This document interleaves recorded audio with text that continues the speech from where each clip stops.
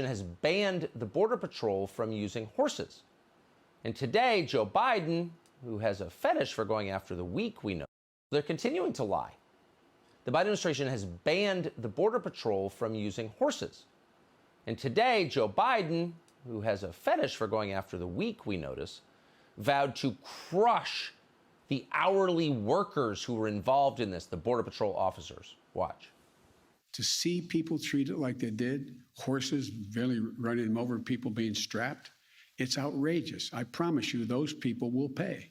They will be, there's an investigation underway now, and there will be consequences. There will be consequences. It's an embarrassment. Can you imagine talking like that? Those Border Patrol officers didn't bring their own horses to beat immigrants for fun. They were riding horses owned by Joe Biden's government. They were doing what they were told to do, which is enforce federal law passed by the United States Congress. And then the President of the United States, these are some of the weakest people, by the way, in our country. They're just Border Patrol agents. They have no power.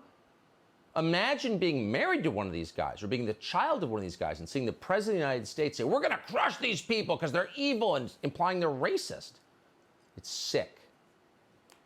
So the DHS Secretary and Kamala Harris say both claimed the officers had used whips. Liars. They said the non-existent whips prove that systemic racism is real. The investigation into what occurred has not yet concluded. We know that those images painfully conjured up the worst elements of our nation's ongoing battle against systemic racism. And there needs to be consequence and accountability. Human beings should not be treated that way, and as we all know, it also evoked images of some of the worst moments of our history where that kind of behavior has been used against the indigenous people of our country, has been used against African Americans during times of slavery. This is someone who went to high school and he's not even from here. He's from Canada. How did the best country in the world get the worst people in the world to run it? It'd be interesting to know that. We can't control it at this point. All we can do is assess what they're doing. Horace Cooper is co-chairman of Project 21. He joins us tonight. Horace, thanks so much for coming on. You've been around a while. You've watched politics in Washington. People have always lied. Politicians lie. It's kind of what they do. But I don't remember any time in American history where the lies were so obviously disprovable, were so brazen, so aggressive, when the propaganda didn't even bow to the dignity of the people at whom it was aimed. They're not even really trying to convince you. They're just yelling nonsense at you and demanding that you believe it. Like, what is this? Well, I'm going to say, first of all, that a beer summit is not going to fix this.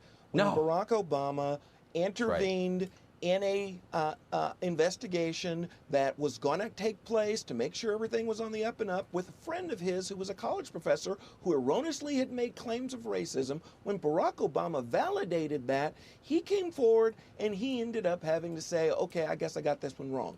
Well, I'd like to be counsel for the Border Patrol representatives, because this type of disparagement, where there simply is no evidence, where there simply is no case, and where we have it on video, is the kind that deserves a substantial payment from the federal government to these individuals, along with an apology. And one last really quick thing. Wait a second. Systemic?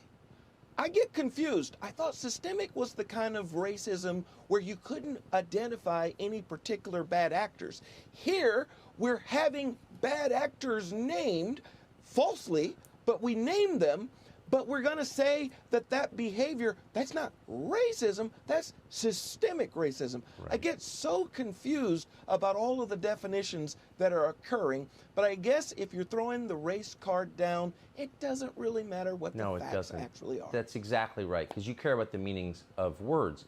I have to ask you, though, sort of bigger picture, here you have foreign nationals committing an act of aggression against our country, intentionally breaking our laws. I don't care if they're from Norway or Sri Lanka or Haiti in this case. That's an act of aggression against us, against the Americans who live here and pay for this all. It's supposed to be represented by our government. The Biden administration, which is encouraging this, flips it in a criminal way, flips it around and blames us for trying to defend our own laws against foreigners? Like, what?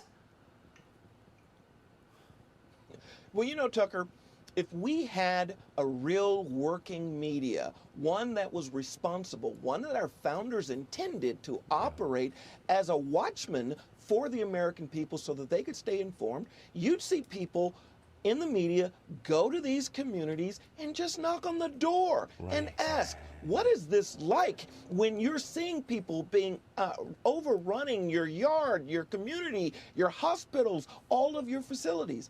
This is amazing, the silence and no accountability on the administration's part at all.